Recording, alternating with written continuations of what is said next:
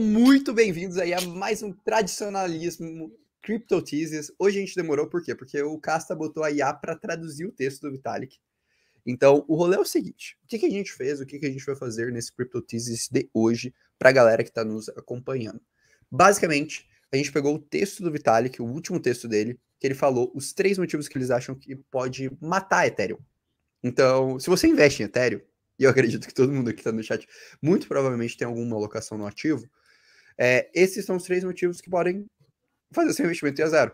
Em outras palavras, pelo menos a gente pensando no longo prazo. Como a gente gosta de devanear e o hobby meu educação é matar ativos em lives, pelo jeito, o que a gente decidiu fazer aqui? A gente decidiu traduzir esse texto e fazer um react ao vivo para vocês desse texto. Então, em outras palavras, a gente vai abrir o texto aqui para vocês e a gente vai acompanhar com vocês esse texto, entender esse texto, entender por que o Vitalik está pontuando aqueles pontos e depois a gente vai extrapolar e pensar nas nossas teses, pensar no que a gente está investindo até o momento. Então, só antes de começar, dar uma boa noite aí para todo mundo que está aqui. Eu vi que uma galera que veio ali dos grupos de WhatsApp, inclusive me confirma se vocês estão recebendo bonitinho as informações, mas eu vi aqui o Leopoldo falando, né?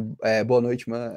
Boa noite, mano. Falou que guardou as crianças, agora está à disposição para acompanhar. Boa. Observer of Life também mandando salve aqui. O Rafael Cruz falando que está curioso pelo vídeo. O pessoal falando aqui que está ansioso para ver o que a gente tem para falar aqui. Olá. Agora o pessoal brincando que está compreendendo Olá, agora espanhol. um pouco mais. Tem lá em espanhol. Galera mandando um oi aí, deixa eu adivinhar Mev. A galera falando Mev aqui. Ó, Jaque falando que vai ter vinho. Boa, bora. Galera brigando que a gente atrasou, realmente a gente atrasou. Descumpriu o padrão casta de obrigatoriedade. Peço desculpas, pessoal. Boa Padrão noite, casta. Orlando, esmagar o like.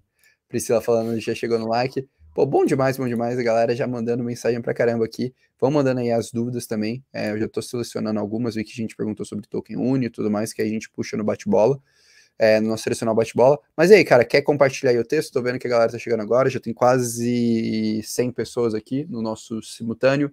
Deixar a galera chega mais, compartilhem aí para quem quer acompanhar. Como eu sempre brinco, a gente é péssimo youtuber, então não vamos lembrar de falar mais nada disso nas próximas horas, então é mais com vocês, com a nossa comunidade, que sempre tá aqui apoiando a gente. Mas e aí, Cassa, o que você nos reservou? Pô, cara, maravilha aí. Boa noite, Orlandão. Boa noite, comunidades. Prazerzão, mais uma sexta-feira para devanear e filosofar.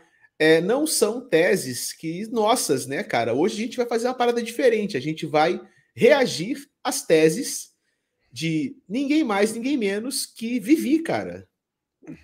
Vivi, fundador da Ethereum, traçou, né, coisas que ele acha que podem ameaçar a Ethereum. Eu tentei traduzir o texto na IA, só que aí eu perdi as figuras, cara. Aí eu tive que realmente voltar para o Google Translator, que não traduz tão bem as palavras, mas que pelo menos mantém o artigo na sua estrutura original. Então a proposta aqui, cara, é a gente ir lendo o artigo do Vivi, queridíssimo, e a gente vai fazendo nossas considerações sobre o que ele escreveu, bicho. Bom demais. Então bora, cara. Bom demais? Chama aí. Ó, eu posso fazer assim, ó, eu dou uma olhada e eu dou uma lida e abro pra gente criticar. O que você acha? Fechou. Vamos lá. Então vamos lá, cara. Vamos começar a ler aqui, ó. À medida que a Ethereum passa de uma tecnologia experimental jovem para uma pilha de tecnologia madura, que é um stack, né? É um artefato tecnológico maduro, ele é capaz de realmente trazer uma experiência aberta, global e sem permissão para usuários comuns. E o Vivi considera que tem 3 grandes transições técnicas que a Ethereum vai encontrar daqui para frente. Cara, Ele fala que fazer um parênteses nesse ponto. Eu então acho que faz assim, aí. já vale a gente comentar. Que é o quê? Eu acho muito legal a gente começar a refletir cripto como uma questão experimental. Acho que muita gente esquece disso. Por quê? Porque a gente tem a impressão que cripto é algo gigante. Temos $1 trilhão de valor de mercado. Chegamos a ter um mercado de 3 trilhões de dólares. Isso é muito. Você pega, sei lá, o tamanho da bolsa brasileira, você percebe que, cara, cripto hoje é maior que a bolsa, dependendo do momento, dependendo do time, dependendo do que você está considerando.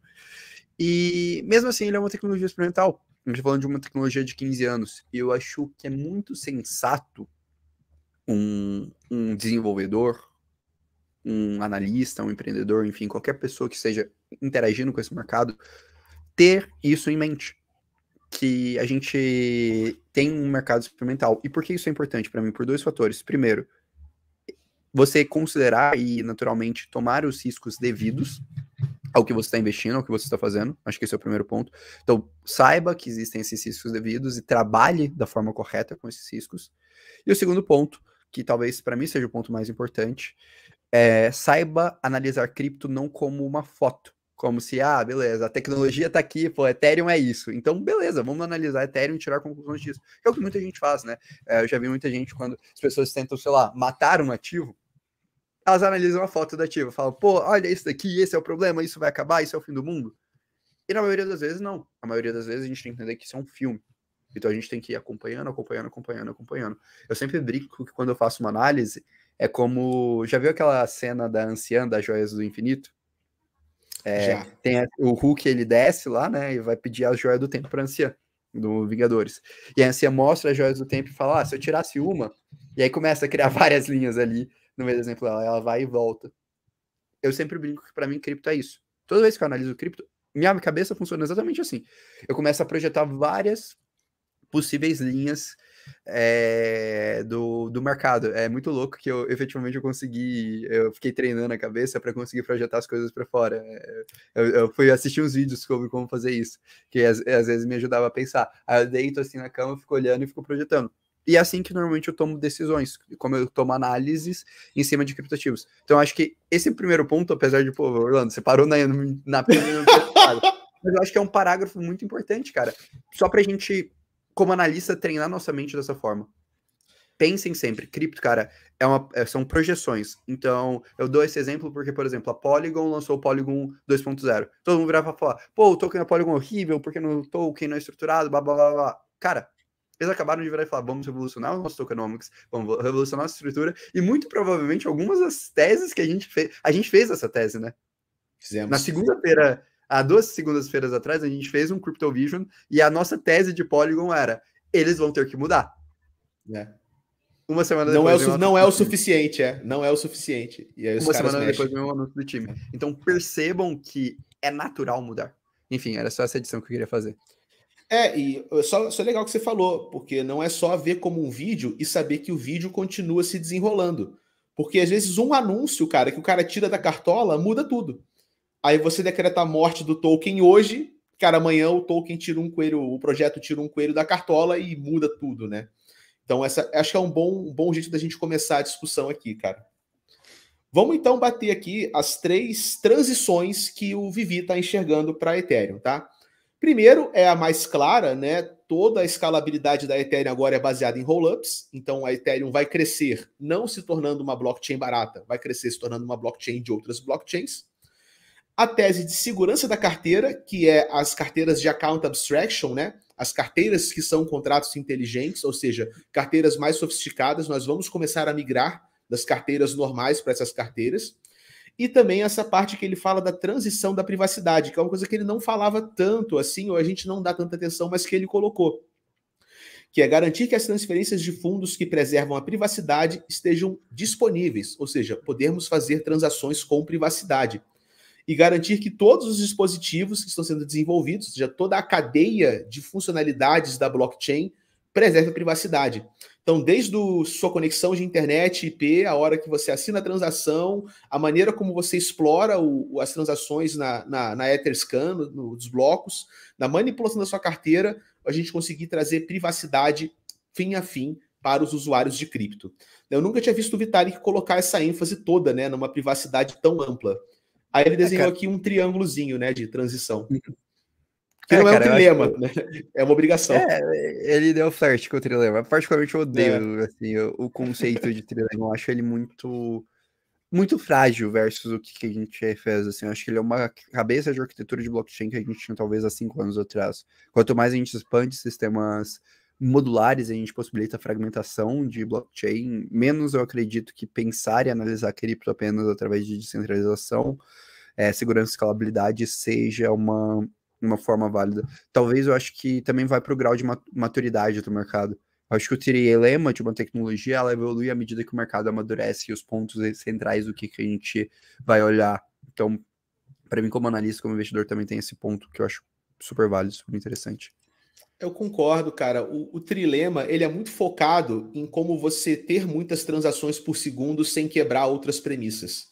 Mas existe muito mais coisa envolvida, né? Existe o market fit, né? Que é uma palavra que você gosta, né? A adaptação daquela tecnologia às demandas da sociedade, do que a gente quer fazer com a tecnologia. Existem mil e uma questões que não estão contempladas no trilema da escalabilidade, mas talvez seja normal porque a gente começou muito focado em infra, né? Acho que enquanto a gente começa a resolver a infra, ou mesmo que temporariamente, a gente vai começar a tentar expandir nossa visão para ver, tá, e aí, depois que você dá um jeitinho no trilema, o que vem depois? O que diferencia uma rede da outra, né? Boa. Mas vamos lá. Aqui, ó, vamos lá. Sem o primeiro, que é a dimensionamento de segunda camada, o Ethereum falha porque as transações custam vários dólares, né? Ou de 3 a 100 dólares. E os produtos voltados para o mercado de massa, inevitavelmente, vão esquecer a cadeia e vão para soluções alternativas, ou centralizadas, ou semi-centralizadas, ou concorrentes, que ele não colocou aqui. Sem o segundo, que é a parte das carteiras inteligentes, não dá, porque a Ethereum vai falhar, porque os usuários vão ficar desconfortáveis. É muito ruim hoje a experiência de manipular uma carteira e muito arriscada. É muito mais fácil usar uma Binance, usar uma exchange. E o terceiro, que é a questão da privacidade, o Ethereum falha porque ter todas as transações, POAPs, etc., disponíveis publicamente para qualquer um ver é um sacrifício da privacidade muito alto para alguns usuários, para muitos usuários, na verdade. E aí eles podem se mover para soluções centralizadas que pelo menos ocultam seus dados. Vamos fechar aqui, a gente comenta, né? Essas três transições são cruciais pelas razões acima, mas também são desafiadoras devido à intensa coordenação que é necessária para resolver esses problemas. Não são apenas recursos de protocolo que tem que melhorar. Em alguns casos, a maneira como nós interagimos com a Ethereum, foi o que a gente acabou de falar, também tem que mudar fundamentalmente, exigindo mudanças profundas em nível de aplicativo e em nível de carteira. Bem o que a gente falou de ir além do trilema. Mas o que você acha, cara, desses 3 pontos que ele levantou aqui? Cara, vamos lá. Eu acho que o primeiro ponto, escalabilidade, é o ponto óbvio. Acho que todo mundo no mercado fala sobre escalabilidade como necessidade. Quando eu penso em blockchain, igual eu falei, a gente sempre vai correr por escalabilidade. A escalabilidade vai ser um problema existente, sabe? Inerente à nossa existência. Igual armazenamento de memória é um problema e processamento de computação são dois problemas inerentes à nossa existência na computação. Tipo assim, se eu for falar hoje com um cara de computação, ele vai falar, cara, eu adoraria ter mais memória, adoraria ter mais processamento. Eu tenho 100% de certeza disso. Sim. Por quê? Nunca é o suficiente. Porque nunca vai ser o suficiente. Então, eu acho que, assim, eu acho que é uma discussão válida e eu acho que é uma discussão válida em gaps, entendeu? Acho que a gente dá saltos de gaps de escalabilidade. Então, se o IP4844 e o Dankshardens derem certo para Ethereum, a gente vai dar um salto. A gente vai sair de 15 transações por segundo para 100 mil transações por segundo. E aí a gente vai dar um salto. No ecossistema, né? No ecossistema. Mas aí a gente dá um salto de custo e a gente amplia de forma significativa a possibilidade de aplicações. Então, tipo assim, se isso der certo, é um game changer. A gente mudou a chavinha. Sim. Talvez a gente viabilizou em termos de infra a gente ter uma solução mainstream. Essa é a minha perspectiva. Eu concordo, só que isso tem que vir junto com um amadurecimento das Layer 2 também. Porque, tipo, a Ethereum vai permitir que você crie uma Optimism 20 vezes mais barata, uma ZK-Sync 30 vezes mais barata, só que essas segundas camadas ainda são meio problemáticas, né, cara? Lembra aí a Arbitrum, que travou porque o cara esqueceu de colocar dinheiro na blockchain para pagar o gas da Ethereum, cara? Que doideira. Você traumatizou com essa daí, né? Mas é que eu achei muito bizarro, cara. Um cara tem que ir lá reabastecer o gas da Layer 2 inteira na mão, mano. Assim, isso não é a versão definitiva, cara. Isso tem que melhorar pra caceta ainda. Cara, acho justo. Entendo bem o que você tá falando. O que eu penso sobre isso, cara, é que eu acho que é um processo de amadurecimento, sabe? Acho que a gente tá pavimentando a primeira ideia de escalabilidade em blockchain. E acho que a gente tem muito capital financeiro para isso, assim. Cara, todos os caras relevantes que eu já conversei na minha vida no mercado cripto, ninguém fala de escalabilidade como se fosse o que vai matar o mercado. Todo Concordo. mundo sempre fala, cara, tem dinheiro suficiente pra gente resolver esse problema. Desde o tipo de caras de banco grande que vão nessas conferências super fechadas, aos desenvolvedores, a todo mundo. Eu acho que a gente tem múltiplas arquiteturas para isso. Assim, eu acho que para mim o grande ponto é roll-ups é o endgame ou o endgame momentâneo para escalar o mercado? Eu acho que essa é a pergunta de US$ 1 milhão para Ethereum. A gente não sabe responder. Endgame Acredito que provavelmente sim. momentâneo. O endgame momentâneo, alta probabilidade, cara, pelo menos, eu diria. Então, É só não exato, eu acontecer vejo. nenhuma besteira absurda, assim, nem não tinha nada inesperado, mas no rumo que tá, parece que tá encaixando, sacou? E assim, meu ponto é, dá para reverter. Dá, dá. Se der merda, dá pra reverter. É uma solução de escalabilidade que, porra, deu errado, a gente reverte. Você não muda a arquitetura a ponto de, pô, não dá pra dar um passo pra trás, a gente consegue ainda. Então, pra Sim, mim é isso. concordo. O segundo ponto sobre, cara, carteiras. Isso, cara, 100% de acordo. Eu acho que é foda, é complicado, mas eu acho que é uma dor menos importante em termos de prazo. Se fosse colocar prazo para essas três dores, eu colocaria essa como a dor mais antiga. Por quê? Porque, cara, em um dado momento, o que a gente tem percebido, né? A gente tem estado muito dentro do meio centralizado de desenvolvimento de tecnologia em blockchain, né? Uhum. O caso, a gente tem estudado muito sobre isso, tem conversado com muitas pessoas dentro disso. E uma coisa que a gente percebe da galera que a gente está tendo acesso nessa linha é o quê? É que, cara, provavelmente quando a gente tiver a ampliação do Central Bank Digital Currencies, isso vai ser uma realidade, CDBC é uma realidade, fatisticamente todo mundo vai ter uma wallet. E todo mundo provavelmente vai ter um cara, um grande banco que poderia custodiar os seus ativos, se você quiser. E para um mainstream, isso vai ser uma solução plausível. Então, isso é uma solução intermediária. Óbvio que para a gente ter um mundo descentralizado, com todo mundo interagindo em blockchain, extremamente despermissionado, a gente precisa saltar de status e ter wallets confortáveis para o usuário. Deixa eu Mas, traduzir o que você falou. O que você quis tá bom. dizer é que a gente já teve essa conversa, mas você colocou de forma genérica. Acho que se a gente colocar o exemplo prático, a galera vai entender. A gente está falando, pessoal, de você ter uma melhor experiência, por exemplo, na blockchain do real digital. Vai ser uma blockchain compatível com Ethereum, então vai ter contratos inteligentes nessa blockchain. Se eventualmente o real digital, ele em uma forma subsequente ou em algum momento chega no varejo, você vai ter que ter uma carteira para interagir com a blockchain do real digital, onde vão morar os seus reais. Isso vira uma alternativa a ter uma conta corrente num banco. Só que o próprio banco pode ser o cara que faz a manutenção da sua carteira. Então, você usa a MetaMask para conectar na Ethereum, você pode usar, sei lá, uma carteira do Banco do Brasil ou da Caixa Econômica Federal para conectar na blockchain do Real Digital. E como existe ali uma ênfase na centralização, a experiência final que esses caras vão ter condições de entregar é hoje superior à experiência de uma MetaMask. E o que o Orlando está falando é que para a MetaMask, que é despermissionada, quer entrar no mundo descentralizado, fala com uma blockchain que não é centralizada, a gente tem que subir o nível e percorrer uma volta para ficar equiparado. Mais ou menos isso, né, Orlandão? Sim, mas o meu ponto é, muito provavelmente o banco também vai querer ser compatível com o seu Ethereum. Sim, vai. Tá ligado essa corrida que a gente teve, por exemplo, cadastre seu CPF aqui, ganhe sua chave Pix e ganhe um desconto do banco. Por que todo mundo tava correndo atrás disso? Porque todo mundo percebeu, cara, esse cara vai usar aqui, foda-se. É. Eu quero que ele não use, ele vai. Ponto. Então, para eu conseguir ter a dinâmica financeira desse cara, eu preciso suportar isso. E agora, cara, a partir do momento que um bancão foi lá, criou uma infra de carteira, de tudo mais, de custódia estrutural, compatível EVM, para receber um Central Bank Digital Currency, e isso vai ser o caso da maioria das EVMs, porque a maioria das EVMs vão usar Hyperledger Bezos, vão usar R3 Corda, a maioria das iniciativas de mercado usam os forks da Ethereum, para eles vai ser muito fácil criar uma wallet. Então isso é uma solução intermediária até a gente poder viver um mundo descentralizado. Então, tipo assim, essa dor que o Vitalik tá falando para mim, concordo, mas eu concordo no mundo ideal descentralizado.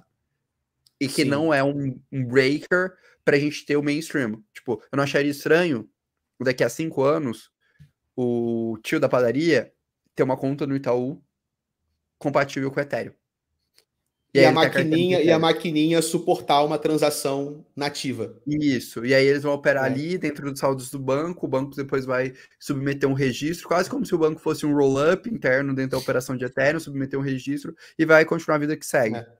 E aí ele vai ter um Concordo. modelo privado, que ele vai ter o real lá dele, ele vai fazer uma ponte, uma bridge para um ecossistema descentralizado, tipo a blockchain do Ethereum, e você vai ter um token sintético do real digital ali dentro daquele ponto, porque, cara, faz muito sentido eu ter essa estrutura para, interagir, ter meu NFT e fazer meus leilões, e, tipo, eu não quero ficar só dentro do ecossistema privado, porque aí ele fica com restrição geográfica, restrição estrutural.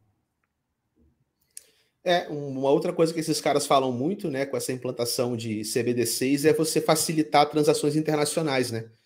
Hoje a gente depende do SWIFT, que é aquele sistema que, pô, não é um sistema rápido o suficiente. Então você poderia ter várias CBDCs e elas se plugam com protocolos criptonativos para você fazer.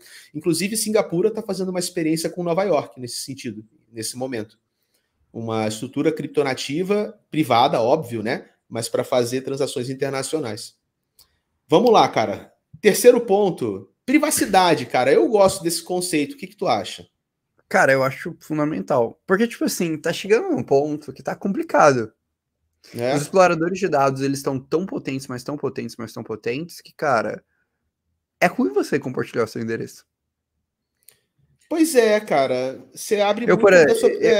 Eu não por gosto dessa exemplo, ideia. eu, Orlando, sendo uma figura pública que fala sobre cripto, eu jamais compartilharia meu endereço principal. Jamais. Concordo. Né? Porque eu não quero que ninguém saiba o quanto que eu tenho de dinheiro em cripto. Nem por uma questão de, tipo, eu não tô desconversando. Não, é uma questão de segurança, cara. Qual que é a segurança que eu vou ter, sendo que o cara sabe que eu tenho tanto de dinheiro ali em cripto? Que seja 10 mil reais, que seja 1 milhão.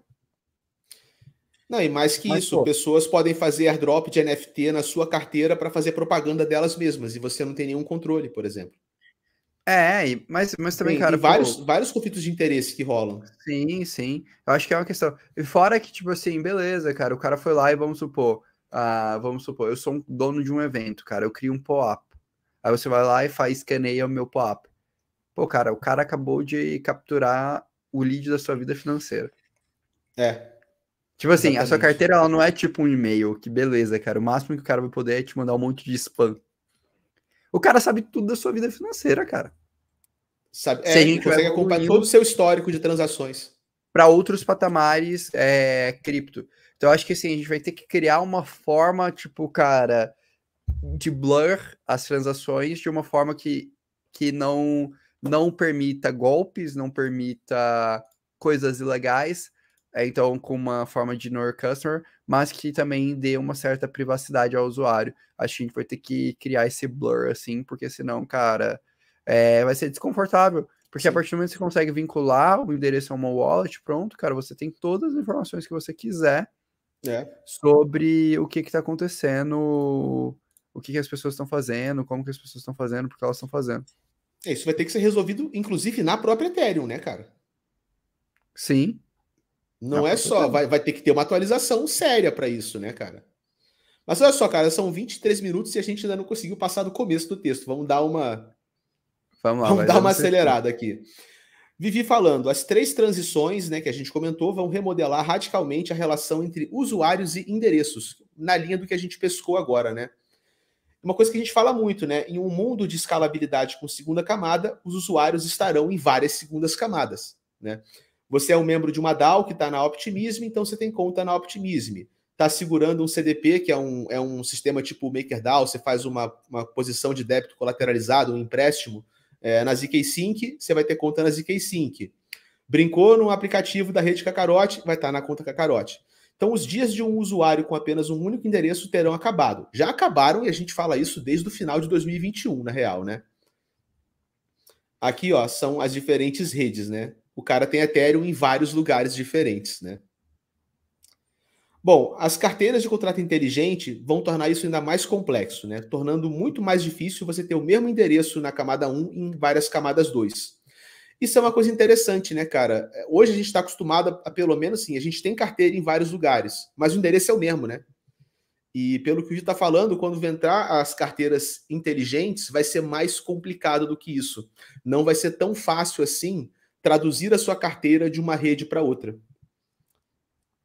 Ó, hoje a maioria dos usuários usa uma conta de propriedade externa, que é o nome do tipo de carteira, cujo endereço é uma hash, né, um palavrão de letras e números, usada para verificar assinaturas. Então, camada 1, camada 2, várias camada 2, o seu hash, né, a sua sopa de letrinhas e números é a mesma.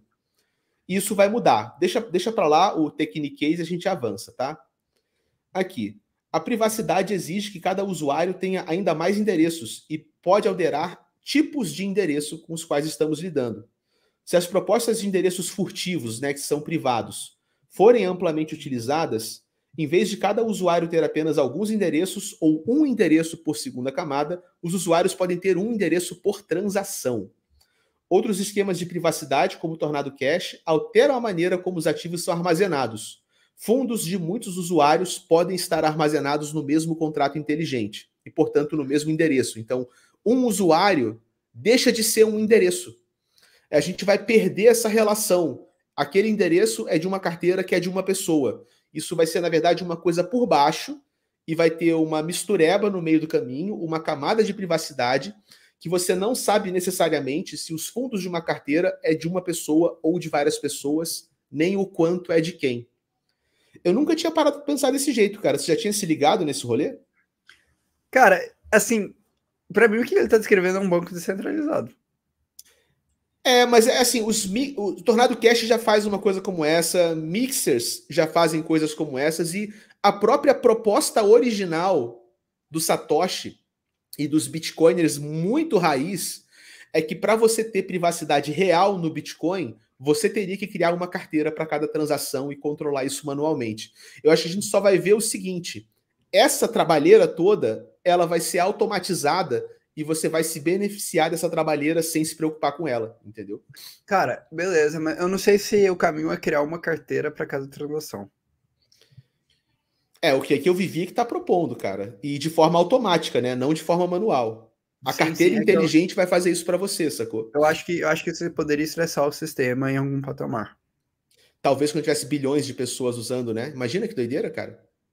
Então, mas agora a ideia de você ter contratos inteligentes, por exemplo, eu não acharia bizarro, tipo, você ter um contrato inteligente de depósito de fundos associado às carteiras e o seu depósito de carteira associado àquele contrato inteligente com capacidade de movimentação de fundo.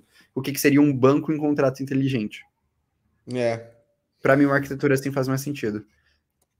Talvez faça realmente. Vai que ver o grau de complexidade, porque as primitivas de uma blockchain são as carteiras simples. Então, acho que o Vitalik está pensando como fazer esse resultado final que você quer usando a infraestrutura que a gente tem hoje, sacou? Não, sim.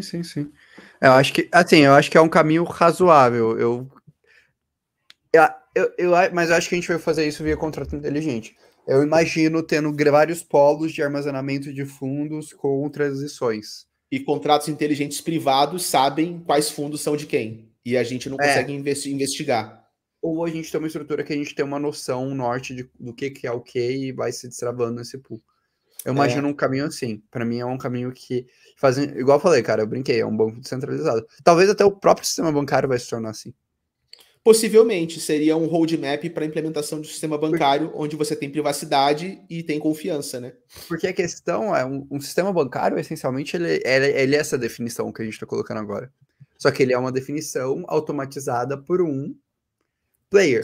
Por um servidor centralizado, um data center proprietário. Você tem várias contas, vários nomes das pessoas, você tem a capacidade de movimentação do fundo da sua conta associada, mas você tem um ente centralizador que recebe todos esses fundos e vai aceitando os processos. Agora imagina um cenário diferente, que você tem isso, mas de uma forma centralizada. Em vez de você ter o ente centralizador, figura banco, você tira essa figura e aí você tem realmente um processo associado à sua conta, ao seu fundo, dentro de um grande balanço que tem todo esse capital. Aí a gente teria que discutir muito sobre as estruturas de segurança nisso. Concordo. Mas seria uma dinâmica assim. Mas isso aí é já um detalhe de implementação, né? Mas é isso que ele falou, olha, cara, essas três transições, de uma maneira ou de outra, elas vão enfraquecer um pouco ou eventualmente desmontar essa nossa visão atual. Uma sopa de letrinhas e números é igual a um usuário, que é igual a uma pessoa, que é igual a uma carteira, e se eu pego aquela carteira, eu manjo a vida da pessoa inteira. Acho que essa noção é que o Vitalik está dizendo que vai mudar, de uma maneira ou de outra. E isso traz algumas complexidades que ele está levantando, né? Se você quiser pagar alguém, como é que você vai saber como pagar? Se a gente perde a noção de um usuário, uma sopa de letrinhas. E se usuários têm ativos armazenados em muitos lugares diferentes, em diferentes cadeias, como que eles fazem coisas importantes, por exemplo, recuperação social. Né? Meu dinheiro está espalhado em vários lugares. E se eu esquecer onde meu dinheiro está, não lembro nem a chave privada, nem qual era a rede. Imagina que doideira. Se você estiver operando com 30 redes, cara, ao mesmo tempo, eu acho que é factível. Você esquecer onde está o seu dinheiro. E você não lembra nem qual é a rede, muito menos a chave privada.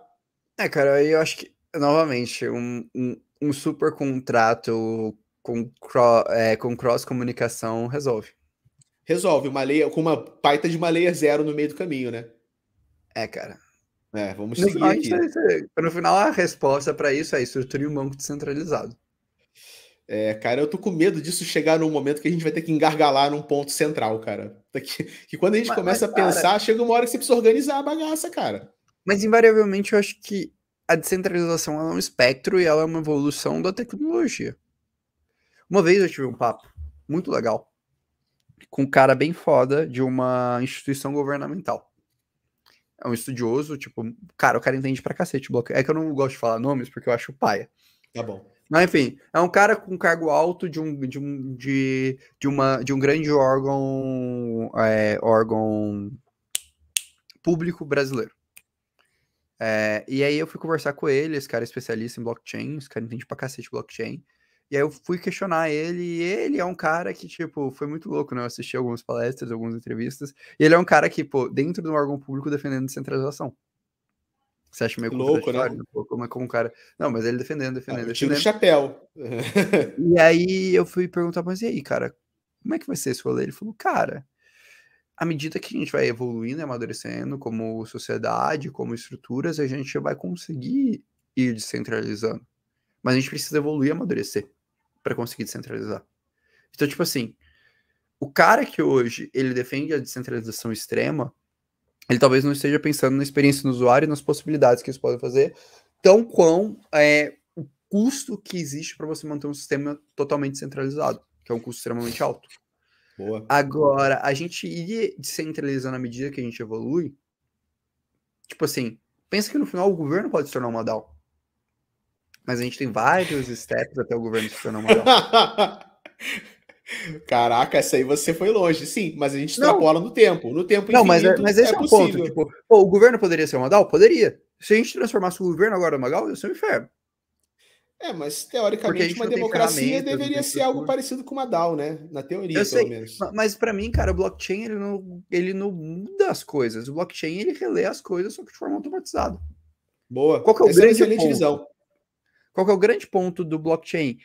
É que, cara, a gente transforma certezas probabilísticas em certezas determinísticas, automatizando sistemas e tendo os processos de tomada de decisão desses sistemas sendo registrados, regidos de forma descentralizada. Isso, para mim, é a definição do blockchain, do valor da blockchain. Uhum. Então, tipo assim, o que eu entendo, cada vez mais a gente quer automatizar e descentralizar processos. Agora, cara, a gente vai ter que evoluindo tecnologia para conseguir ir descentralizando cada vez mais esse processo. Da mesma forma, hoje você fazer uma governança 100% on-chain ela é impraticável. A gente não tem dado muito certo, Não tem dado certo. Agora, um dado momento, a gente vai conseguir praticar mais ela. E a gente vai evoluir o nível dela a ponto de a gente conseguir. Era a mesma coisa. Se a gente voltasse no tempo, em 2017, era impraticável fazer swap de ativos on-chain. Hoje é. Alguém então, teve que inventar um aplicativo para resolver esse problema. Novos contratos inteligentes que não existiam antes e que foram, olha, vamos pensar nessa programação para resolver esse problema. Teoricamente, sistemas políticos podem ser reinventados dessa maneira também. E se você pensa em grandes valores, hoje cara, o book de oferta, né, da Uniswap, ele é mais profundo e ele consegue te dar preços melhores e mais atrativos se você está transacionando milhões do que de uma corretora tradicional. Olha só, eu vi um post no Twitter, cara, falando o seguinte, que como a gente está vendo agora esse avanço regulatório da SEC, várias corretoras estão desmontando pares. Né? Quando elas desmontam pares, elas tiram a capacidade dos bots de arbitrar o preço, porque tem menos meios para você parear os valores e fazer as operações em diferentes corretoras. Então a gente está vendo, cara, valores de Bitcoin estando mais descorrelacionados entre corretoras do que antes. Porque elas dependem de que esses pares e os livros de ofertas existam. Na Uniswap, a gente não viu isso acontecer, né? Porque a liquidez está lá ainda, né? Você não pode deslistar uma pool na Uniswap, não é assim que funciona, né? Sim, sim. Então, tipo assim, para mim, cara, é extremamente razoável pensar nesse futuro. Para mim, a Uniswap V4, ela é literalmente a Uniswap virando e falando, cara, eu seria o grande provedor de liquidez do mundo. Do mundo, é.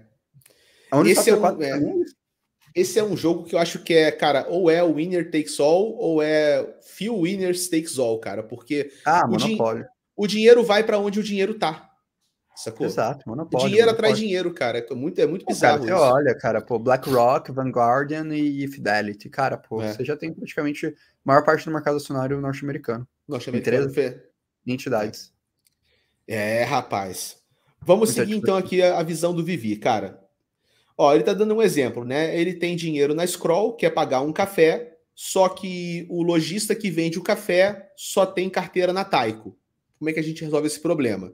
Aí ele coloca duas possibilidades. Primeira, todos nós criamos carteiras em todos os lugares, que é impraticável, né? Sim, se eu quiser pagar um cara na Taiko, eu tenho que ter carteira na Scroll, na Taiko, na ZK-Sync, na Arbitrum, na Metis, não dá. E a segunda é, nós criamos uma ponte no meio do caminho. Que é óbvio, né? Um intermediário. Pode ser um intermediário descentralizado, pode ser uma blockchain no meio do caminho. Então, o meu dinheiro sai da Scroll, é remetido por esse intermediário, que seria uma ponte automática, super cross-chain, uma camada zero, e vai para a carteira do cara na rede que ele quer receber. Mas ele falou que esse é apenas um exemplo de um desafio importante que as três transições introduzem. Ações simples como pagar alguém começam a exigir muito mais informações que apenas o endereço de uma carteira. Ou seja, nós temos que trabalhar com coisas mais sofisticadas do que apenas está aqui o meu endereço, manda para cá. Porque esse endereço pode estar em qualquer blockchain, em qualquer rede, em qualquer tipo de carteira, privado ou não privado, inclusive em redes que não são EVM. Solana, Near, Radix, sei lá, qualquer outra rede que esteja aí que não seja compatível com o Ethereum. Cara, posso fazer um parênteses? Faz. Cara, eu li um texto da Electric Capital essa semana e isso me remeteu agora a talvez o maior meio de um roll-up gerar receita. MEV de operações. MEV de operações na própria Layer 2? Ela faz MEV dela mesma? Antes de mandar para o registro. Isso faz sentido, porque normalmente a operação de uma segunda camada não é descentralizada. A própria segunda camada é o seu próprio validador, é o seu próprio formador de blocos. Só que aí eles não podem descentralizar para isso. Ou eles podem cobrar uma licença, uma estrutura, um FII em cima de MEV. Mas não poderia ser uma operação despermissionada que nem a Ethereum. E talvez nem precise ser, cara, porque teoricamente, né, a segurança da segunda camada já tá na primeira, pô. Ela talvez não precise ser descentralizada de fato. É um caminho de rentabilização, cara. Essa loucura de endereço é um caminho de rentabilização. Melhor do que subir as taxas, né? Melhor do que você fazer embutir uma taxa em cima do usuário. Poderia até, se o MEV da segunda camada gerar receita o suficiente, ela estabelecer uma cota de transações gasless. Grátis, entre aspas, né? Nada é grátis na vida, mas onde você não paga o gas. Ou você paga um gas subsidiado, por exemplo. Isso seria um modelo de negócio fenomenal, tá? Cara, seria um modelo de negócio fantástico. Quem que deu essa ideia? Isso seria um modelo de negócios foda, cara. Eu pagaria pra ver esse modelo de negócio. Eu ver algum projeto, a gente conta. Mas, pô, cara, eu acho que isso vai surgir, tá? Caralho, velho, isso é um modelo de negócio muito bom. Vamos propor pra quem, cara? Quem que você conhece que tá numa Layer 2 aí pra gente propor isso aí? Arbitrum, Optimism. Cara, eu vou... Zeta-Chain.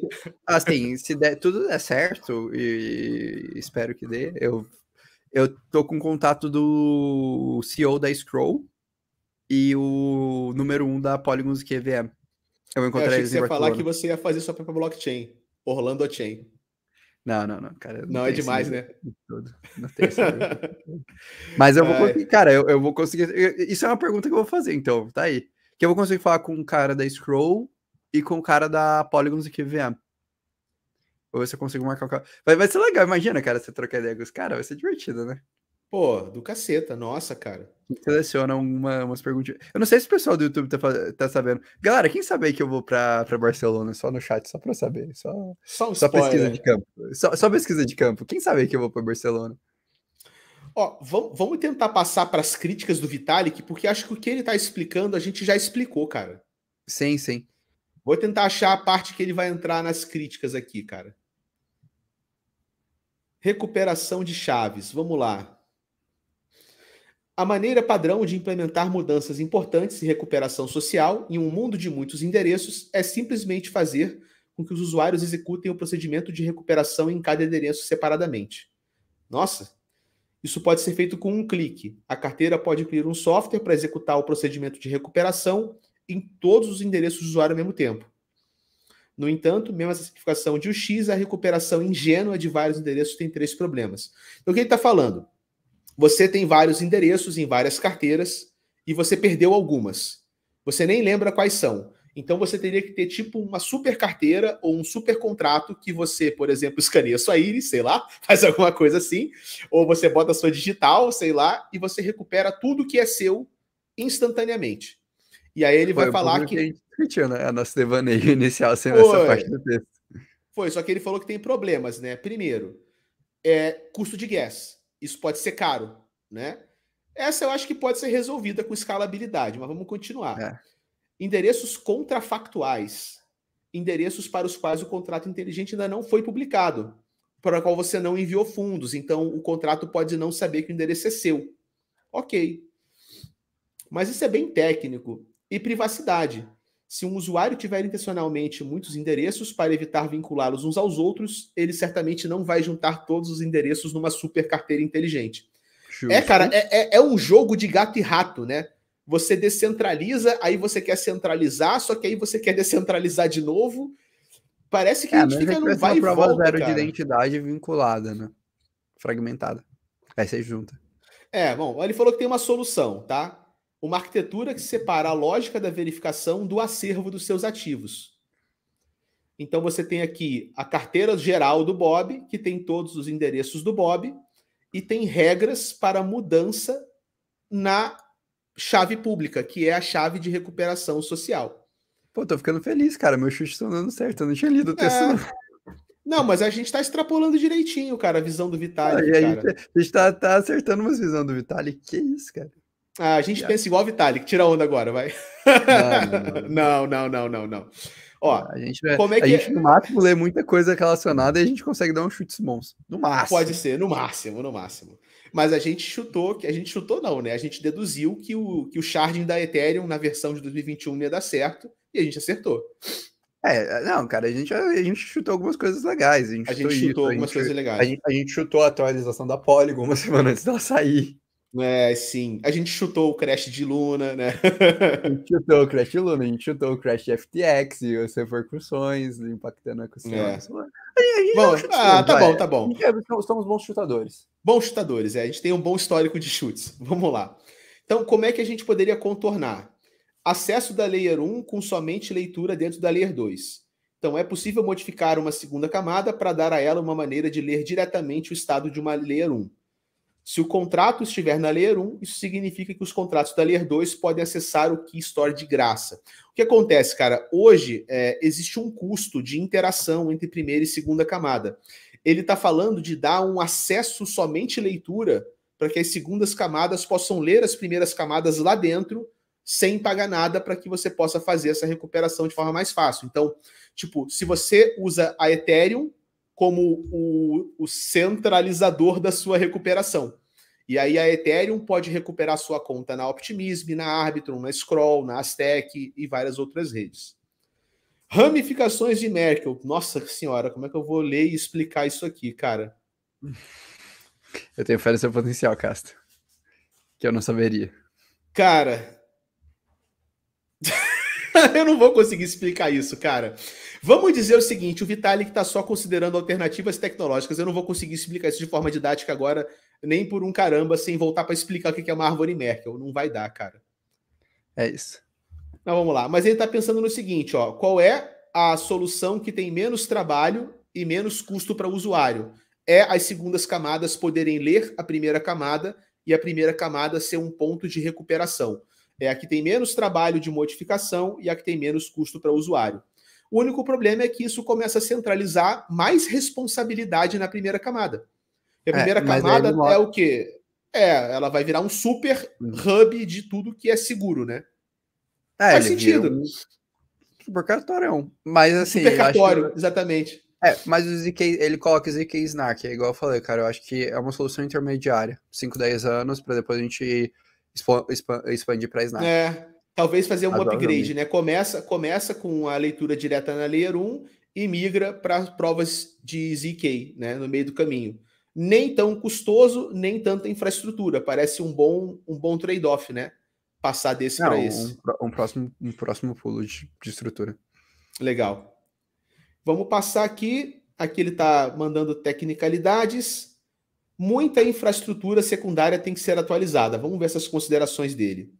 Usar o ENS é caro. Vamos fazer críticas ao sistema de nomes da Ethereum, né? Hoje, em junho de 23, não é tão ruim. A taxa de transação caiu, mas ainda é comparável à taxa de domínio da ANS. Registrar o endereço custou cerca de $30, dos quais $11 foram taxa de transação. Mas se tiver um mercado de alta, cara, pode ser muito pior. Né? Felizmente, a equipe da ANS intensificou no L2 e está levando a ANS para a Layer 2. Isso é interessante, cara. O padrão ERC 3668, conhecido como padrão CCIP, você sabia desse padrão? Nunca tinha olhado para ele, não, cara. Junto com o NCIP10, fornece uma maneira de ter subdomínios ENS em qualquer Layer 2 automaticamente verificável. O padrão CCIP requer a configuração de um contrato inteligente que descreva um método para verificar as provas de dados na segunda camada e um domínio. Precisa ser colocado sob o controle de tal contrato. Isso é subdomínios, cara. Você registra um nome na primeira camada e vários nomes na segunda que ficam presos no nome da primeira. Isso então, é o caminho, cara, para a gente fazer aquele sistema, o bancão de subdomínios. É um bancão. Porque se você vai fazer isso com carteiras, você tem que fazer com nomes. O cara tem que ter nome. De nomes, é que, cara, um caminho que eu acho razoável. Vou viajar. Vai lá, viaja. Cara, o usuário cria o seu subdomínio. Você cria uma prova de identidade, uma prova de verificação em cima daquele domínio, de um domínio ENS, por exemplo. Esse domínio gera subdomínios em múltiplas camadas, vinculados ao primeiro domínio, que você tem a informação, e esses subdomínios são utilizados como sementes para você derivar carteiras ou estruturas para recebimento de transações anônimas. Tecla SAP. Você tem um nome principal na primeira camada e subnomes nas segundas camadas que te ajudam a identificar as suas subcarteiras nas segundas camadas, né? E aí você usa o seu nome como um gerador semi-aleatório de locais para fazer suas transações. Então, por exemplo, você poderia ter... O gráfico é muito técnico, tá, pessoal? Mas vamos traduzir o gráfico. Ethereum, primeira camada, e aqui a segunda camada. Então, podia ser, por exemplo, Ethereum, e aqui podia ser ZK-Sync. Você tem um nome na primeira camada, my segunda camada.eth. E esse contrato tem uma... Como é que eu vou dizer? Um gatilho que prende a informação dele numa informação derivada na segunda camada, que é, por exemplo, bob.my segunda camada.ethereum. É mais ou menos, cara, olha só, eu vou tentar explicar. Quando você pensa em sistemas de nomes da internet, por exemplo... google.com, amazon.com, sei lá, yahoo.com. O .com estaria na primeira camada. O yahoo.com você faz na segunda. O google.com você faz na segunda. Então, eventualmente, a gente pode pegar grandes nomes de domínio, que são caros, cria esse nome de domínio na primeira camada, que é uma coisa mais curta, e você expande ele na segunda camada. Então, eu poderia fazer, por exemplo, sei lá, casta.eth na primeira camada, e na segunda camada, newsletter.casta, guilda.casta. Caralho, eu acabei de ter uma ideia de como criar um banco. Com nomes de domínio? Não, Mas eu porque, acho que acho que é a mesma ideia que o Vivi tá tendo, mas, cara. a gente tá viajando, então vamos viajar pro cacete. Tipo, cara, eu tô curioso, tem 200 pessoas assistindo a live, eu tô realmente, que, tipo, tem no meu canal e no seu. Eu realmente eu queria saber quantos estão entendendo parcialmente a nossa viagem. Mas beleza. Eu tô A galera tá tentando assistindo, espero que ajudar, vocês eu tô entenderam a tentando viagem. traduzir aqui. Cara, mas, assim, imagina o seguinte, você cria um primeiro nome, uma primeira estrutura, um contrato, esse contrato vinculado a esse nome, sei lá, Orlas, vamos colocar aí. Orlas tem a estrutura Orlas. Beleza? Beleza. E a estrutura Orlas, você pode depositar fundos e esses fundos vão ser equivalentes a cotas dentro dessa estrutura. Então, por exemplo, eu vou lá e deposito R$1.000, o Cássio vai lá e deposita R$1.000. Então, 50-50, estrutura do Orlas. E aí você deriva em cima das estruturas do Orlas, várias subaccounts, vinculadas às nossas cotas. E a gente consegue transacionar o valor, e aí você tem esse sistema de cotas no final, movimentando isso. E aí você consegue gerar e retirar cotas em cima dessa estrutura. Para mim, isso seria o caminho de você criar esse super banco descentralizado, derivado de nomes de uma estrutura inicial. Caramba, cara, é um banco formado pela confiança interligada dos próprios correntistas, é isso? Isso. Caraca, é difícil traduzir você, cara, mas acho que eu entendi o que você quis dizer. Só que aí a blockchain. O Cássio tá ficando tipo, Leandro, estou entendendo 2%, mas tá tudo bem. Você falando, meu cérebro tava fritando, mano. Eu entendi o que você quis dizer. A gente, assim, nós podemos montar bancos que são a interligação de carteiras nossas dentro de um contrato no qual todos nós confiamos juntos. Aí, caraca, é isso, ó, o Alexandre entendeu. Inclusive, mandar um abraço pro nosso querido amigo professor.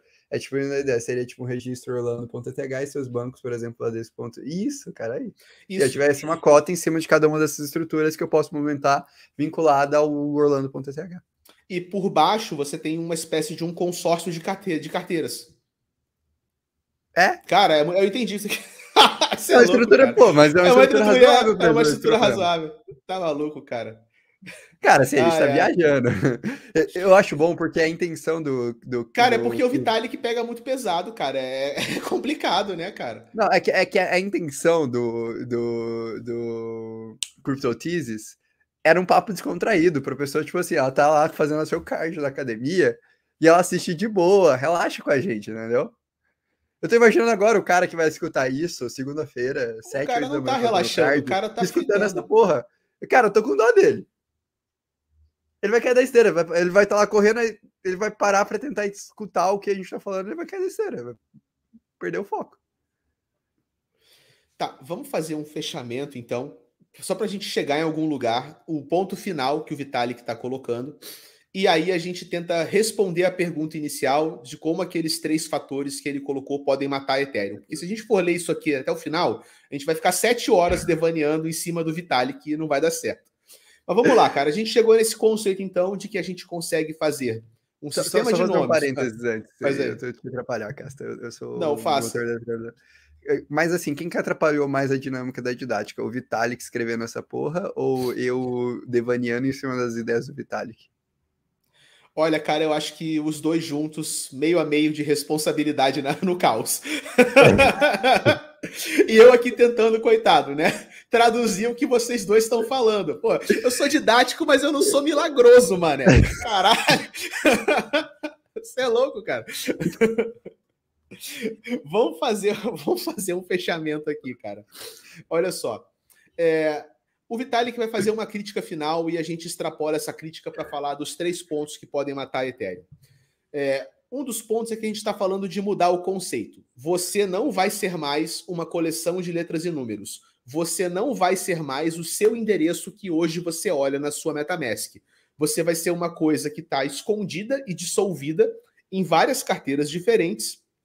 E quem vai saber o que é seu nessa sopa de fundos e tokens é um contrato inteligente privado. Então vai ser muito mais difícil você rastrear uma pessoa on-chain e a gente vai conseguir oferecer garantias de privacidade para os usuários finais. Isso foi um resumo sintético de tudo que o Vitalik falou até agora. Quando a gente coloca o nome junto, aí o problema ganha uma outra complexidade. Porque hoje o que acontece? Você pega lá Orlas.eth. Isso aponta para a sua sopa de letrinhas e números, que é a sua chave da sua MetaMask. Isso vai ter que mudar. Então, provavelmente, cara, o que o Vitalik está falando é que o sistema de nomes da Ethereum vai ter que virar tipo um KYC. Eu vou ter que saber que você é o Orlas.eth, não só por causa da tua carteira, mas por algum outro mecanismo que vincule a sua identidade, quem você é, ao nome Orlas.eth. Sim, E isso pode... E quem é que vai saber fazer essa ligação, entendeu? Esse é um problema sério, né? Cara, acho que tu resumiu bem. Assim, eu vou tirar... Cara, vamos lá, eu acho que eu vou traduzir isso para termos de investimento, sabe? Cara, a gente viajou pra cacete e acho super justo se alguém deu só 5% do que a gente falou, porque não zero trivial. A gente não imaginou que o Vitalik ia pegar tão pesado nesse texto, né, cara? Não, mas assim, eu acho que a gente consegue devanear coisas práticas e investíveis em cima disso. Cara, primeira coisa, você criar cripto se tornar o sistema é uma coisa extremamente difícil. Eu acho que isso é o primeiro fato que tudo isso que tá falando. Cara, pensa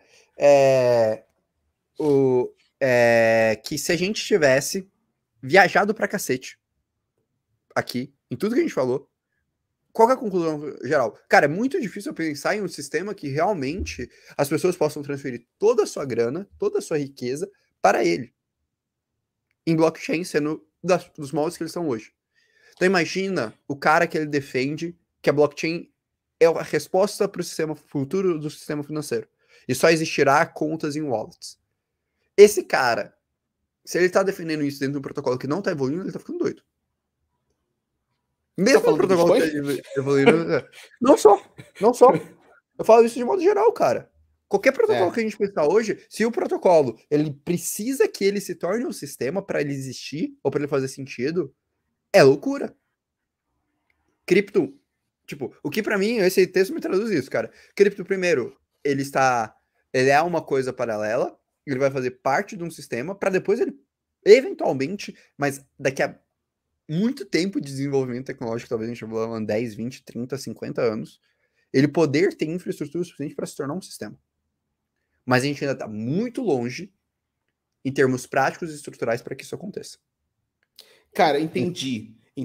Talvez a gente esteja tão longe, mas tão longe da gente poder blockchainizar o mundo inteiro de forma descentralizada, que a gente vai ter que topar alguma coisa no meio do caminho. E alguma coisa meio centralizada, meio descentralizada. Se a gente pretende que esse mercado se torne mainstream nos próximos 5, 10 anos. Para mim, esse é o primeiro ponto. Então, tipo assim, cara, eu acho que tome cuidado ao trabalhar demais na ideia de que o mundo inteiro vai ser cripto. E eu acho que qualquer sistema que ele se prender a isso, ele pode morrer. Se alguém pode tirar alguma lição de todo esse devaneio altamente técnico pra caceta, é que, cara, realmente é muito mais complicado você resolver o sistema bancário mundial com cripto do que achar que todo mundo vai ter Bitcoin e vai ser feliz para sempre. É muito mais complicado. Olha o tamanho do buraco, entendeu? Não é só isso, entendeu? Eu acho que essa é uma boa lição. E essa para mim é a lição central. É a lição central da viagem. Se o cara não entendeu a parte técnica, pelo menos ele pode apreciar isso. É muito mais complicado do que parece você pegar blockchain e falar agora tudo vai ser blockchain, todos vamos ser felizes e o mundo vai virar uma utopia. E aí, para mim, cara, em termos de tese de investimento, isso para mim reforça cada vez mais que as aplicações que flertam com o institucional, que é o cara que ele é qualificado para entender isso e depois traduzir isso para um sistema mais simplificado, talvez sejam as estruturas que vão crescer nessa primeira etapa de cripto. Então, quando eu penso sobre tudo isso que a gente está discutindo, o que eu entendo? Eu falo, cara, cripto primeiro era um modelo alternativo, cripto está se tornando uma infraestrutura alternativa, cripto se torna infraestrutura, para depois cripto se tornar tudo. Mas a gente ainda está no etapas. A gente está no momento que cripto está se tornando infraestrutura alternativa, para depois ele se tornar infraestrutura. Então, para mim, cripto como infraestrutura e os dApps, as estruturas, tudo que a gente se envolver em contrato inteligente, como estrutura, como uma primitiva, para você plugar em cima um sistema financeiro, é muito mais razoável do que a gente pensar em cripto propriamente só como cripto como solução final. Então esse é o segundo ponto. Aí, para mim, por exemplo, um posicionamento como o Uniswap faz muito sentido. O que o Uniswap V4 faz, cara? Nossa, agora fudeu, que eu tô tirando as teclas do meu teclado, agora elas saem, aí fudeu minha ansiedade. Que isso, cara? Você tá... Ah, não, ela sai, é só que viagem. Eu consigo trocar, porque agora eu fico brincando com elas ao longo da live, eu preciso... Agora você tem que lembrar você não pode tirar mais de uma, né? Depois tem que colocar no lugar certo. Não, não, eu só tiro a que aperta pra ir pra cá. Ah, só tá, tiro entendi. sempre. A setinha da direita. Isso. Ufa, isso. Acertei. Né? Enfim. Mas qual que eu... mas então, tipo assim, pra mim, igual, quando eu leio a Uniswap V4, o que eu penso? Cara, as estruturas de VUCA, as estruturas de tudo que eles estão propondo são modelos extremamente complexos para você complexar, você se tornar um LP algo extremamente eficiente, estruturado e programado. Então, para mim, essa é a segunda resposta. Pô, faz muito sentido o Uniswap se posicionar dessa maneira. Então, porque talvez seja a maneira mais razoável da gente implantar a usabilidade. Eu vou puxar em cima disso, cara. Eu concordo com o que você falou. E é como se, digamos, o seguinte: a infraestrutura de cripto que a gente conhece hoje, tipo Ethereum, Bitcoin, Radix, pega a que você mais ama no fundo do seu coração. Essa infraestrutura não vai dominar o mundo, provavelmente, talvez até no seu tempo de vida, digamos assim. Então, a gente vai ter uma coisa hibridizada, onde essas infraestruturas descentralizadas vão ser plugadas de alguma maneira com infraestruturas centralizadas, muito provavelmente na forma das CBDCs que os governos vão lançar. E aí, cara, quem é que vai conseguir tirar valor de toda essa infraestrutura híbrida? As aplicações. Então lembra que é uma coisa que a gente fala há um tempo, né, cara? Vai chegar uma hora que vai fazer mais sentido olhar para aplicações do que para protocolos de infraestrutura. Provavelmente a gente esteja começando a ter os primeiros lampejos desse momento de transição, sacou? Mas para mim, mas quem são essas aplicações? São as aplicações primitivas, são as aplicações que elas fazem um caminho com outras empresas para derivar um resultado para o usuário final. Sim, como uma Uni, por exemplo. Exato. Porque para mim, você derivar primitivas de um sistema de funcionamento é muito mais fácil e simples do ponto de vista de automatização e provavelmente gere mais eficiência do que você tentar derivar aplicações finais. Cara, isso aí requer umas refletidas sobre carteira, portfólio e algumas premissas básicas de como a gente enxerga o mercado, né? Você fala como a gente está investindo? Não, como a maioria do mercado investe. Mas aí, cara, é assim que se ganha dinheiro. Com assimetria de informação. Com assimetria de informação. Então, o cara que ele tá lá achando que o maior problema do mundo é as pessoas aprenderem a baixar Bitcoin e usar uma Lightning, velho, beleza. Talvez não seja esse a grande assimetria de valor, né? Não é essa a grande assimetria, então você vai trabalhar em cima. Entendeu? Pra mim, acho que é isso. Isso é polêmico. Não, cara, isso não é polêmico, isso é dado de realidade. Isso é dado de realidade técnica. Você entende o mínimo de estrutura técnica do mercado, você vai entender isso. O seu pragmatismo é admirável. Não, pô, mas é um dado de... É a mesma coisa do cara que tá... Velho, eu sou prático. Eu posso ser muito... eu sou prático e delicado igual um cavalo que dá um coice. Sutil como um mastodonte. mas prático nenhuma blockchain vai dominar o mundo, cara. Não necessariamente atual. A gente vai demorar às vezes 10, 15, 50 anos. Sei lá quantos tempos, pois é. Tipo assim, a gente ainda tem um processinho longo para conseguir viabilizar isso. E tipo assim, agora é achar os pontos de assimetria. E para mim, eu ainda somo mais uma coisa, cara. Eu acho que os sistemas que eles estão indispostos a conversar com estruturas privadas, a conversar com o mundo e tentar se prender numa ótica 100% descentralizada, cyberpunk, esses sistemas estão fadados a serem nichados. E aí, eventualmente, não darem o retorno que as pessoas querem que eles deem. Do ponto de vista de investimento. Tipo assim, cara, eu não tô falando nada do ponto de vista de filosófico, cara. Isso é eu não entro no mérito. Eu posso acreditar que o mundo vai ser 100% descentralizado, meu sonho é que o governo acabe. Mas eu sou pragmático. Com o dinheiro. E meu pragmatismo com dinheiro como investimento fala, beleza, cara, o sistema que está vendendo isso não vai funcionar. A gente Não começou a no falar curto isso. prazo. Lembra que a gente começou a falar sobre isso na crise da FTX, cara? Uma das nossas 7 teses para o mundo pós-crise da FTX era a ascensão do DeFi regulado. E a gente está vendo isso hoje, cara. Exato. Entendeu? Mas aí, cara, iniciativas fortes em regulação de DeFi. Qual que é a estrutura mais sensata para um mercado financeiro, estruturalmente falando?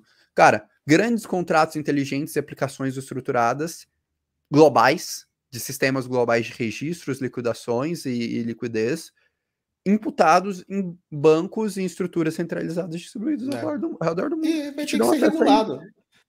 Não tem jeito, vai ter que ser. Operações. Então, tipo, cara, pra mim esse é o caminho. Agora, por que o Uniswap me atrai pra cacete? Vou dar um exemplo, cara. Porque o maior market maker do mundo é dono. Investiu naquilo. Por quê? Porque o maior market maker do mundo tá virando e falando, cara, beleza, a gente vai automatizar os market makers. Então, pra mim é muito mais razoável pensar o Uniswap como um ponto central, que você vai tradear na B3, e a B3 vai usar o Uniswap como fazedor de uma estrutura de registro final de liquidez, pagando uma taxa razoável para depois ser registrado em Ethereum. E aí a gente regula isso e faz o caminho da blockchain privada da B3, comunicando com a blockchain pública da Uniswap, com a aplicação pública do Uniswap, derivando ali. E não a B3 em si ser essa blockchain, porque o usuário final não vai ter capacidade de operacionalizar isso. E quando eu falo usuário, não por uma questão técnica de aprendizado, uma questão de escala e viabilidade, facilidade. Cara, para mim isso é o razoável. É verdade. Entendeu? Isso é verdade. É onde eu bato, sei lá, cara, numa OneInt. Porque eu não vejo sentido na aplicação OneInt. Porque, cara, eu acho que a OneInt ela tá tentando fazer uma parada que realmente vai fazer muito sentido daqui a 50 anos. E quem vai fazer o que a OneInt faz agora? Players centralizados. Muito melhor que ela. E depois a gente vai chegar no momento que a gente vai ter a OneInt. Tipo, entendam, eu não tô falando isso tudo, pessoal, de uma forma de, tipo, cara, odeio descentralização. Eu sou anticripto. Eu sou anticripto. Não, eu estou falando isso de um ponto de vista de que, cara, step by step. Passo a passo. Então teremos vários passos até chegar lá. E, cara, pra mim, uma das coisas que eu mais gosto nesse sentido cara, a comunicação do Vitalik. Porque apesar de ser um cara que ama a tecnologia e um dos caras que desenvolveu tudo que a gente vive hoje, ele é um dos caras mais sensatos do mercado. Ele não mistura o romance da utopia cripto com a análise pragmática da realidade. Porque ele tá justamente falando isso no texto dele. E pra mim isso é o razoável, tipo... E aí eu vou pra um outro ponto de analista, tá? O meu jeito de analisar time. Cara, eu odeio o time idealista. Peraí, cara, você odeia o time de quem? Idealista. Idealista. Eu não sou fã de idealismo também, não, cara. Se eu pego, estudo um case, abro um podcast, abro um negócio, e o cara tá idealizando o mundo, e não tá tendo centralidade no mundo, cara, pra mim aquilo ali é meio passo pra não investir no projeto. É uma yellow flag, vai. É uma yellow flag, por quê? Porque, cara, foi mal, o time idealista ele não vai aceitar os problemas reais que o protocolo dele vai enfrentar. Ou que a solução dele vai enfrentar. Ele vai fechar os olhos para a realidade porque ele quer fazer as coisas do jeito dele. E aí ele vai focar no nicho que o mundo hipotético dele funciona. Muito bem, cara. Eu acho que esse é um bom fechamento. Então, o que pode matar Ethereum? Idealismo em excesso. É isso? É isso? Mas pra mim isso pode matar qualquer coisa no mundo. Qualquer coisa, na verdade. Isso pode matar a gente. Idealismo em excesso mata tudo. Cara, tem duas coisas que matam tudo. Idealismo em excesso e você projetar um momento muito... Na verdade, são 3 pra mim. Idealismo em excesso. Você viver um momento muito bom e continuar projetando ele pra sempre como se ele fosse o dado de realidade. Você viver um momento muito ruim e continuar projetando ele pra sempre como se fosse o dado de realidade. Não, entendi. Na minha vida de 22 anos de empreendedor, quase 23... que faltam 11 dias para completar 23. Eu acho que é mentira, cara. Você não tem 20 anos. Como o cara falou, você, na verdade, é um ser de 200 anos que usa máscara de adolescente. Não, cara, eu tenho 22, cara. Essa não vai no call. Infelizmente, eu tenho 22 anos. Mas... Não. Mas, cara, pra Deixa... mim, cara, de tudo que eu já vi de founder, de empresa e tudo mais, cara, as 3 coisas que eu mais vi matar a empresa, mais vi acabar com o investidor, mais vi, cara, de verdade, acho que são as 3 coisas que eu mais vejo, tipo assim, excesso de idealismo, projeções otimistas demais por um curto, médio período que a pessoa não tá disposta a pensar que pode acontecer uma parada errada, e projeções pessimistas demais. Eu acho que são as 3 coisas que pra mim eu viro e falo, cara, isso aqui mata. Eu penso em alguns ativos que batem esse teu checklist da desgraça aí, cara. Eu sou um cara chato. Chato. Cara, beleza. Vamos lá, então, cara. Vai ter bate-bola hoje pra gente fechar? Vamos lá, bate-bolazinha. Você Vamos lá? quer responder umas perguntas? A gente responde rápido umas perguntas e aí enquanto a galera manda? É só Pode que ser só excluindo esse puxar horário. essa aqui, ó, do Luiz, né? Essa parada que circulou bastante aqui no Brasil, né? Que é uma captura de tela de um artigo do Vitalik, onde ele fala sobre o Brasil no futuro, tendo um hard fork na nossa CBDC e rachando o Brasil em norte e sul. Isso não foi uma profecia, tá, Luiz? Isso foi só um ensaio teórico e ele usou o Brasil por acaso, mas foi só uma obra de ficção, né? Ele não colocou isso como uma previsão de que isso realmente ia acontecer. É que como ele citou o Brasil, hipoteticamente, a galera aqui pirou o cabeção, né? Achou que ele estava, tipo, profetizando, entendeu? Não é uma profecia, não, tá? É só um exercício teórico que ele fez. Tá, beleza. Cara, você quer. Então você quer mandar direto bate-bolas, não? Cara, eu acho que sim, cara, porque várias das perguntas que foram aparecendo, a gente foi meio que comentando durante nossos devaneios. Eu acho que a gente Fechou, podia então é isso. partir 45. partir para o bate-bola. Então é 10 isso, galera. Vão mandando minutinhos. no chat, 45 minutos ou menos, aí a gente vai responder. 45 segundos ou menos a gente responde. Então Ah, vamos lá. eu Pessoal, quero mandem. mandar uma pra você. Eu quero me divertir. Não, Eu quero a entretenimento. gente não explicou direito a regra. Pessoal, mandem qualquer tipo de pergunta no chat que a gente vai empurrar a pergunta um para o outro e o outro tem que responder muito rápido. E pode ser pergunta sem ser cripto, sobre a vida. Podem querer dar umas cutucadas na gente também, que a gente vai aproveitar e cutucar um ao outro aqui. É Mas vamos isso. lá, cara, Cara, minha vez. pergunta pra Você você. começou, né? O Castro Orlando, invisto na Radix. Para mim, essa tecnologia será o futuro para 2025. O que vocês acham? Cara, lembra que a gente falou no começo que o trilema não é o suficiente? Digamos, tá? Para a gente não entrar em muita viagem na maionese, digamos que Radix resolva o trilema de forma melhor que a Ethereum com segundas camadas. Ela ainda tem que ter todo o desafio de atrair o dinheiro que está na Ethereum, o interesse institucional que está na Ethereum e fazer todo o caminho que a Ethereum fez para ela se tornar o padrão dominante. Então eu não acho que faça sentido pensar na Radix como uma matadora de Ethereum. Até porque Radix não usa programação genérica como a Ethereum, Radix usa programação funcional, que é muito boa para DeFi, por exemplo. Eu acho que é mais fácil Radix se vingar legal, se tornar uma rede nichada de alta frequência que vai coexistir com outras, tá? Vamos lá, cara. Cara, touro ou urso, cara, você tá tourista ou tá ursista com o momento atual de mercado? Cara, eu não tô nenhum dos. Eu nunca tô porra nenhuma, velho. Mas assim, Orlando. Eu vou falar o que eu estou fazendo agora. Eu, eu parei de ficar noiado em tentar prever o ponto final do curto prazo. Concordo. Então, tipo assim, eu acho que a gente pode até ter mais queda, mas as minhas opções, elas resolvem esse problema pra mim. Elas melhoram meu preço médio e é nóis. Então, beleza. Cortei esse problema da minha lista. Vou gastar 2% do meu.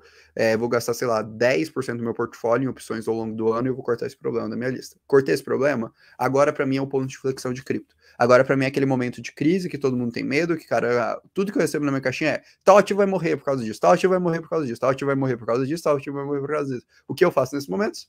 Compro. Então, para mim, é tipo, cara, agora parece que a expectativa do mercado é a pior possível. Como o preço é a realidade menos expectativa, se a realidade for um pouquinho melhor do que a expectativa, a gente ganha dinheiro. Então agora eu estou comprando. Agora eu estou montando minha Essa é carteira, boa, né, cara? pensando Preço é para 24, igual. 20... É, Essa frase é pensando para muito 24, boa. 25. Essa frase é muito boa. Preço é igual a realidade menos expectativa. Bem Eu não sei legal. se alguém falou, eu comecei a usar ela frequentemente, eu não sei se eu li em Pra algum mim parece lugar, que saiu da eu só boca viajei do. demais. Tipo, o Alan Greenspan falou isso, sacou? Tipo, sei lá. Charlie Munger falou um negócio desse. Vai, segue aí, cara, sua vez. Tá, vamos lá. Tem um vídeo sobre programação funcional. Caralho. Olha lá, hein, cara. Porra, eu já sou um senhor de idade, cara. Aqui, gostei. O que seria um exemplo de uma aplicação híbrida? Cara, um exemplo de aplicação híbrida seria uma aplicação que interage ao mesmo tempo com redes despermissionadas e públicas e com redes privadas e fechadas. Né? Se a gente estabelece que a gente vai ter protocolos de interoperabilidade que plugam blockchains, o mesmo trabalho que eu tenho para plugar Avalanche com Moonbeam, com Ethereum, com Optimism, é o trabalho que eu vou ter para plugar a blockchain do Real Digital ou a blockchain privada da B3, caso ela negocie ações numa blockchain privada.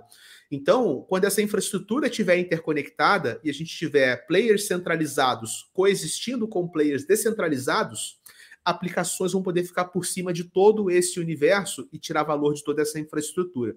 Foi isso que eu quis dizer. A Aave e Uni podem se modificar para atuar dessa maneira, e é muito provável que Uni faça isso no futuro, de algum jeito ou de outro. Talvez não exatamente como nós falamos, mas de uma forma similar, que rime com essa nossa proposta teórica aqui. Vamos lá, cara. Cara, dia 21 vai dar bom? O que vai rolar no dia 21, hein, Orlando? Cara, dia 21 vai rolar o Blockchain Festival. Eu sei que eu vou fazer umas 15 palestras. Que eu deveria ter respondido pelo menos uns 3 grupos de WhatsApp que o Cássio me colocou, que eu deveria ter respondido as pessoas, eu não respondi. Então eu deixei de fazer isso no sábado e no domingo, quando as pessoas não vão ver a mensagem. E segunda-feira muita gente vai brigar comigo. Isso já é uma certeza. Tá, mas no nosso palco tu vai estar, né? Claro. Pô, a gente tem um palco, né? Brother, a gente, olha só, nós temos um palco, mané. Dia 21, tá? Você anota, das 10 às 18, você é o meu co-host no palco tecnofilosófico, pelo amor de Deus, mano. Faça uma previsão. Dado tudo que você me conhece de como eu lido com a vida, eventos, etc., como você imagina que eu vou chegar no nosso palco na palestra final? Cara, você vai chegar virado de Red Bull, mas você vai chegar na hora. É isso, então vai dar certo. É isso. Eu te conheço, cara. Pô, tá achando o quê? Aquele deu uma risada aqui agora, ela escutou essa parte. Era exatamente a mesma coisa de mim. Sua vez, vai lá, cara. Puxa aí. Aqui, eu gostei desse. Quais ativos batem na checklist da desgraça do Orlando? Cara, ativos que batem de frente são ativos que saem do checklist do Orlando, ok? Acho que é isso que é a pergunta. Quais ativos estão fora dessa visão de risco do Orlando? Ativos que têm a disposição de pivotear o seu próprio modelo de negócio para se adaptar à realidade como ela é. Vulgo Ethereum. Né? Ethereum e outros, tá? Por exemplo, o Mati, que está fazendo isso, Chainlink. Lido, Polkadot, Near. Cosmos, né? Senão depois todo mundo vai falar que eu sou apaixonado por Ethereum, velho. Não, são ativos e times, tá? Que não ficam congelados na sua visão de mundo. Que param para analisar a realidade e pivoteiam quando necessário. Acho que é isso, né, cara? Cara, eu acho que... Mas eu acho que o que ele perguntou foi os ativos que estão no meu checklist. Dá um exemplo de cada que você falou. Eu vejo muitos ativos. Eu quero saber a justificativa, porque eu não falei nenhum ativo pra você. Você só assumiu o que você já sabe. O que eu acho. Cara, olha só, eu acho que tá bom. Itens que entram no seu checklist da desgraça. Optimism, eu acho que entra. Talvez o Bitcoin Core, como ele é hoje mantido pelos 6 programadores guardiões da verdade, e não o Bitcoin Core Ordinais que tá... Ele tá chegando lá. Ele flerta, né? Ele flerta com o checklist, ele não entra. Chegar lá. Tá. O que mais? Cara, aqui não sei quais outros. A gente também não fala de tantos projetos que entram nesse checklist. A gente já tira eles da nossa conversa antes, né? Mas vai lá, cara. Acho que não, Optimism eu acho que entra... O que mais? Pensa uma coisa que memecoins entram nesse checklist da desgraça. Olympus DAO, por exemplo, entra no checklist da desgraça. Aqueles protocolos do Tomb Finance, que o pessoal faz fork na Phantom, que você só fica gerando título de dívida em cima de título de dívida para fazer dinheiro em Ponzi Scheme, entra. Eu acho que coisas grandes, sei lá, para mim entra uma SushiSwap. Uma SushiSwap entra. Uma PancakeSwap, talvez? Com certeza. Eles inovam bastante, mas eles inovam em firula, né, cara? Loteria, é joguinho. Porém, hoje, sendo bem sincero, até uma GMX hoje ainda tá nesse meio. Mas a GMX faz real yield, cara. Vamos lá. Isso estourou nosso tempo. Próxima pergunta. Sou eu que passo agora, você que cara? escolhe. Não, eu só queria fazer um parênteses, galera. Ah. Se todo mundo sabe que vai ter um despejo na data X, o preço vai antecipar. Tomem cuidado com o excesso de FUD, que tá acontecendo pra caramba no mercado. Beleza, pode seguir aí, Cássio. Boa. Minha vez, né? Vamos lá aqui. Cadê? Cara, aqui, o futuro vai ser uma única Layer 1 com escalabilidade infinita ou o futuro multi-chain, cara? Ou uma coisa no meio do caminho? Multi-chain, cara, eu acho que sempre... É que assim, pra mim, eu acho que a gente sempre vai ter uma arquitetura que ela vai funcionar até uma hora que ela não funciona. E aí você precisa ter alternativas a isso pra você não ter débitos técnicos. No dia que isso não acontecer, a gente vai parar de usar blockchain, a gente vai utilizar alguma outra coisa. Entendi. Então tá bom, cara, deu nosso tempo, eu só quero mostrar pro pessoal pra gente falar com mais calma sobre o nosso painel. Podemos? Claro, claro. Ó, aqui, vai rolar um side event no dia 21? Vai, pessoal. Nos dias 20 a 23... Bota na tela? Eu vou te colocar na tela. Tá? Nos dias 20 a 23 de junho... Opa, desculpa, deixa eu colocar aqui o Blockchain Festival São Paulo. Nos dias 20 a 23 de junho, pessoal, vai rolar o Blockchain Festival São Paulo, tá? Que é um evento bem legal, vai ser na USP. E vai ser um evento multi-evento, porque ele é um evento guarda-chuva de várias coisas ao mesmo tempo. E dentro desse super evento, né, eu chamei o Orlando junto para a gente organizar um palco tecnofilosófico que vai ser no dia 21. Então vai ser um palco com convidados super especiais, onde a gente vai fazer palestras e talks para conversar sobre o estado de cripto e o futuro de cripto. Então vamos falar, por exemplo, sobre cripto e a nova ordem mundial. Vamos discutir se uma ressurgência cypherpunk é o que a gente precisa para o momento de crise do mundo. Vamos discutir os ordinais e o novo Bitcoin, se a gente está evoluindo ou retrocedendo o Bitcoin. Falar sobre economia de criador de conteúdo, sobre privacidade, né? Como é que a gente faz para ter liberdade de expressão, mas ao mesmo tempo previne crime? Será que a gente vai ter que escolher entre um e outro? Vamos falar sobre ciclos de mercado. Esse aqui é um painel que o Orlando vai conduzir, com os convidados fortíssimos aqui, o André Franco, o Felipe Santana e o Carlão. Vamos falar sobre inclusão social em blockchain com a comunidade lá do Alan, que está trazendo no BlockDiff, a comunidade surda para programar em cripto. Os caras estão mandando bem pra caramba, mandando ver nos hackathons. E vamos fechar, cara, com o que eu acho que é aqui o filé mignon, uma discussão tecnofilosófica. Cara, a gente vai discutir o seguinte, pessoal. Como que o mundo vai acabar? É isso que a gente vai discutir, tá? Se o mundo vai acabar com uma grande tokenização de tudo, ou se o mundo vai acabar com o grande reset da elite financeira. Porque qual é a visão do grande reset? A elite financeira tem a posse de tudo, nós não temos a posse de nada, mas nós seremos felizes. E a visão da grande tokenização é: vamos diluir a posse de tudo entre todas as pessoas. Então são os dois endgames, tá? Para o que é possível de haver quando o que a gente entende como uma democracia capitalista colapsar. Que vai colapsar nas próximas décadas, eu acredito que já é um senso comum, né? Seja via grande reset... Cara, tá primeiro colocando que o fim do mundo é o senso comum? Não, cara, o grande reset é isso, cara. É a elite financeira se planejando para o colapso do capitalismo. É só isso. Nada mais, nada menos. Só que a visão deles é muito diferente do endgame cripto. Então, vai ser eu aqui, o Orlando, a gente chamou o Giovanni, que é um expert em tokenomics, e o Rob da Pods, que é um cara que manja demais de blockchain e de cripto, para a gente discutir, cara, qual que é o endgame. Eu vou reintroduzir os convidados. Fala aí. Tem eu e o Casta, que vocês já estão acostumados. Então esse já está introduzido. Tem o Giovanni, que ele basicamente é consultor da maior consultoria de tokenomics do mundo, que já estruturou tokenomics de alguns grandes cases que existem no mercado hoje. E tem o Rob, que é um brasileiro que foi finalista do Ether Dams 2019. Tem uma startup investida pelo fundador da Aave, o ex-CEO do The Block e inúmeros outros caras extremamente relevantes. E aí os dois, e eu e o Casta, vamos discutir sobre nossas projeções de como será de fato a adoção do mercado de cripto para os próximos anos. Exatamente, cara. O Orlando colocou de forma mais pragmática, mas na real a gente vai discutir o fim do mundo, tá? Fiquem tranquilos com isso. E esses caras toparam o desafio e vão falar com a gente para discutir. Eu vou discutir como ganhar dinheiro no fim do mundo. Mas tudo bem, tá dentro do fim do mundo, tá valendo. Cara, eu queria fazer um parênteses que eu adorei, que o Casta, ele foi, o cargo dele foi educador Casta Cripto, o meu foi fundador Orlando Crypto. Já percebi que eu não sou Você não educador, educa né? ninguém, né? Poxa. Ou eu no fundo nada, né? Eu não sei o que é pior e o que é melhor. Cara, eu acho que você faz o papel de educação melhor que eu faço. E eu acho que você faz dinheiro muito melhor do que eu faço. Que isso, cara. Que isso, cara. Ai, ai. Por isso que a gente se complementa, meu querido. Mas eu acho Fechamos, que cara?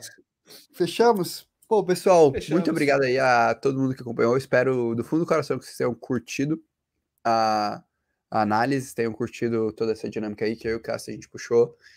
De verdade, a gente faz esses devaneios, essas brincadeiras, essas zoeiras, mas eu acho que vocês sabem que, no fundo, a gente sempre quer trazer a melhor visão, uma visão talvez mais, uma visão que ela passa para um aspecto técnico, mas também para um aspecto mais real do mercado de cripto.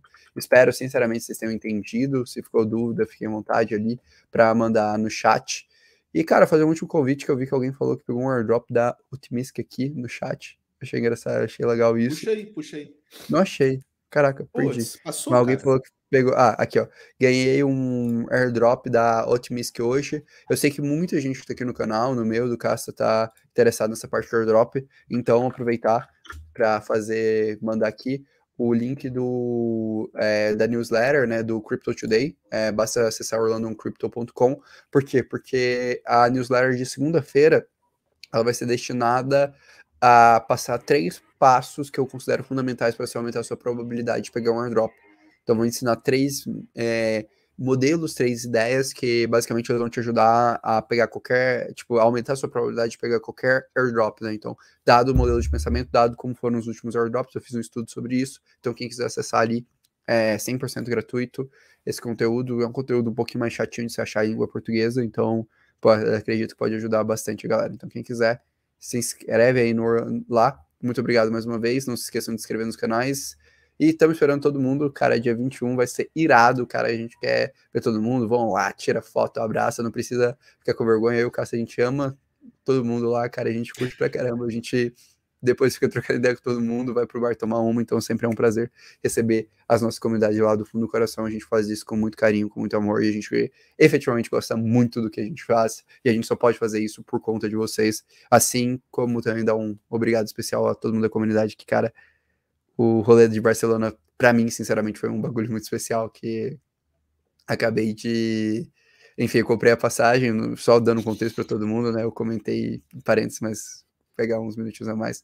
Mas eu fui convidado para cobrir a Ethereum Barcelona, que é uma conferência que vai acontecer dia 5 a 6 de julho, então daqui a 19 dias.